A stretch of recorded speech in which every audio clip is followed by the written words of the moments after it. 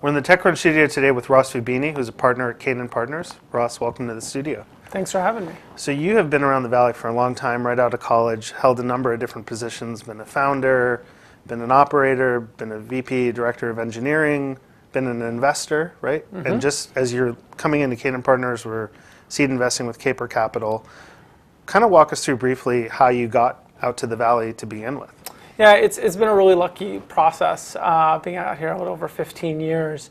And it's interesting, I originally came out here to work for Netscape, which is maybe sort of, some people might not remember. Good timing. It was, and it was very clear at that time that the Netscape was really going to be a disruption and a platform change that was going to drive, and so you were in college, like when you were coming out to Netscape? Yeah, okay. I actually originally came out as an intern and working on the browser way back in the 2.0, the Cheddar days. Yeah.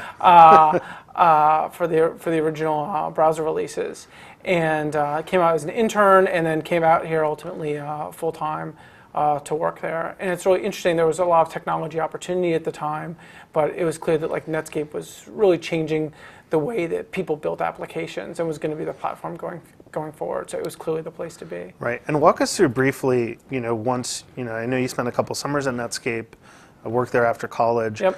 What kind of different roles did you take? Because you've taken on roles as being, you've been a director of engineering at a few companies, you founded a company, you've gone through the fundraising process as a founder, gone through the acquisition process as a founder. Walk us through some of those sort of more formative technical experiences. Yeah, they're basically three parts. The first part is just being trained as an engineer and just a huge nerd from years and years back. Sure. And so certainly time at Netscape, time at Tellme, and those companies are really phenomenal technology companies. They're really taking internet and applying it not only to the browser world, but then ultimately Tellme was applying it to telephony space. And they are just a core technology and core engineering development. The second set are really leadership, places where I learned from other people about how to go and lead large organizations, companies like Plumtree, Brightmail, which is acquired by Symantec, which is a massive anti-spam provider. Right. And those companies are both exceptional, both for their technology basis, again, but also for the people that were there. The folks, Plumtree is a great example, went on to run companies like Redfin, Episodic, the engineering leadership at AdMob, so just really phenomenal places. Let's talk a little bit about your sort of rise as an engineering leader. Uh-huh. So when you were taking director of engineering positions, what did that require you to do to go from being someone who's technical, let's say working on the browser, working on these other aspects of technology, right? So then you're moving into recruiting and sort of management, other sorts of things, I would assume. Yeah, I would say that at the end of the day, any great engineering leader will tell you that it's rooted in fundamentals of technology. If you don't understand what's hard and what's easy, you're not going to make great progress typically as an engineering leader. The thing that then you layer on top of that, exactly as you alluded to, is the ability then to build teams and get them very excited about what you want to accomplish. Different people do that in different ways. Sure. I am probably cut more from the cheerleader cloth of leadership. If we're going to go take this mountain, and this mountain's going to be great, and when we get to the top of it, there's going to be another mountain, and that's going to be even better. Right. And it turns out there's many mountains to go through, and learning those. There are things that I got to learn just by following models of great engineering leadership, and learn from those people and what inspired folks, and sort of to correct the things in yourself that can also cause problems. And so you learn not to blow off your own leg by overpromising. Is maybe a concrete example. So walk us through. So if you came out here, you worked in Netscape, then you had this engineering management experience. What was the thought process for you to say, okay, I'm going to go found a company? Yeah. And what did you end up founding? Yeah, so at Symantec, and the Brightmail team, fascinating group. Just hundreds of people. We got to do lots of acquisitions, really marquee part of a major company.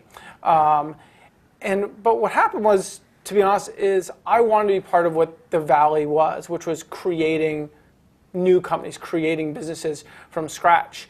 And I felt that pressure that I think a lot of people in the audience feel, which is if I'm not doing that, I'm not really, being part of the Valley. I'm not doing the whole thing. And at the same time, I happen to see a pattern I've seen through previously in my career, which is there was an explosion happening within Facebook of popularity, and this is back when it was 50, maybe 80 million users, so still in the quite early days of the product. And so this desire to want to start something combined with a product insight of saying there should be a Facebook for businesses led me to found this company called Cubetree. Okay. And we competed with Yammer and Jive and products like that. They were taking these social ideas into the enterprise. Interesting. Something people talk a lot about now. We Right. did this 4 or 5 years ago. So, and so that was an incredibly exciting company to go co-found, and an incredibly exciting So team. walk us through, like, what's the most important thing you took away from the, let's say, the inception of that company and the fundraising processes in the beginning, the building of that company, 2, and then 3 when you guys were acquired, right? So you sort of saw the whole cycle. Yeah. What do you remember most about all that? Yeah. The process of creating the first product, I think, is just wildly more iterative than anyone really understands unless you founded a company. You really go through just so many features that you think are going to be great and then aren't. And so the primary thing that I would point to there is the number of things that you throw away in creating your first product, which is the first company, the first thing you go sell. The second thing in terms of growth, the biggest thing was, this is somewhat trite, but it was just all people. We got really lucky that we had amazing technologists and product designers in our network, and we were able to woo them into joining this company that we thought was going to be great, but at the time was just nothing. And that was an interesting process. Thirdly, on the venture side, we had really phenomenal investors coming from Gus Ty at Canaan Partners and Bruce Cleveland later at Interwest.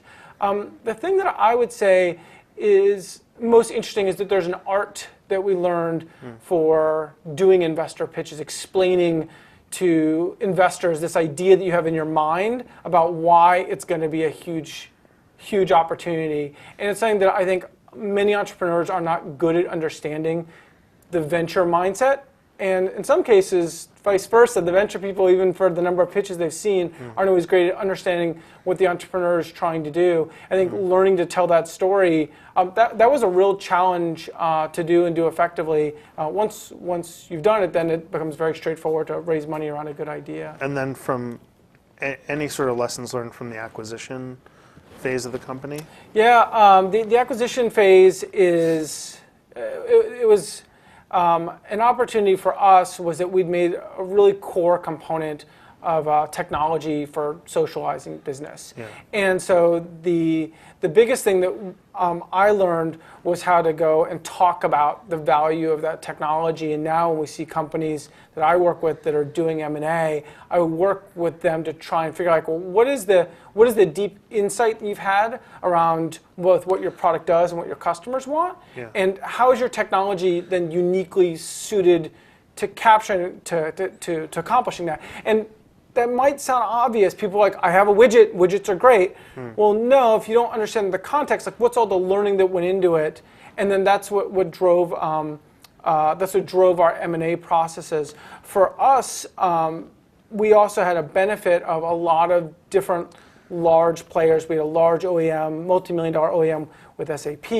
We had other players, but besides our eventual acquirer SuccessFactors, that were super excited about our technology, and we just worked really hard to figure out, like, was there a fit with those teams? Right.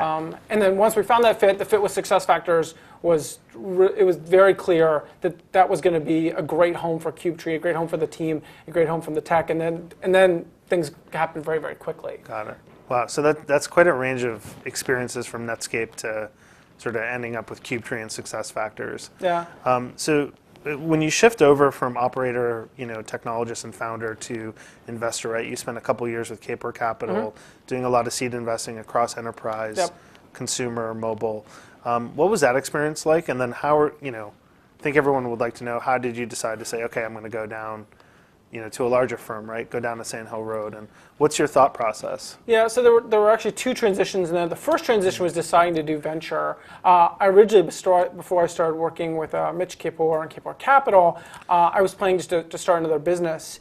And what happened was I was spending a lot of time with some large firms like Palantir, and some very early stage, like 2 people, in a basement, working on ideas. And introducing those folks both to investors and helping them work through their product ideas. And what I personally found was I was in this exploration process to figure out the company I was going to start.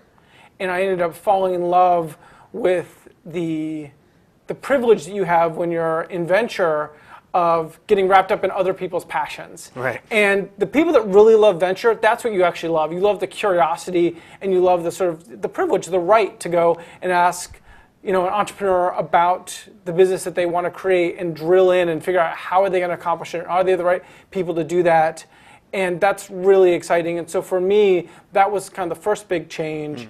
And then, doing seed investment has been phenomenal because as a later stage investor, you actually do relatively few investments. You put a lot of money to work in a relatively small number of companies.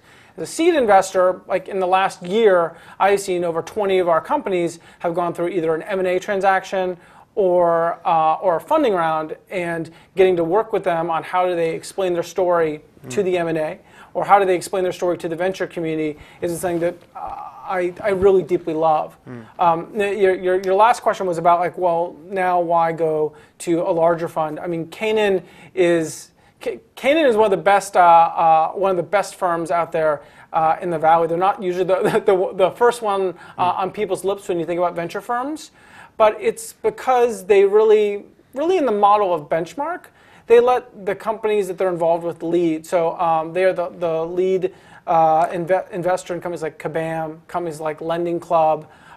These are companies that are going to be billion-dollar successes, and that Canaan has been in since the very beginning.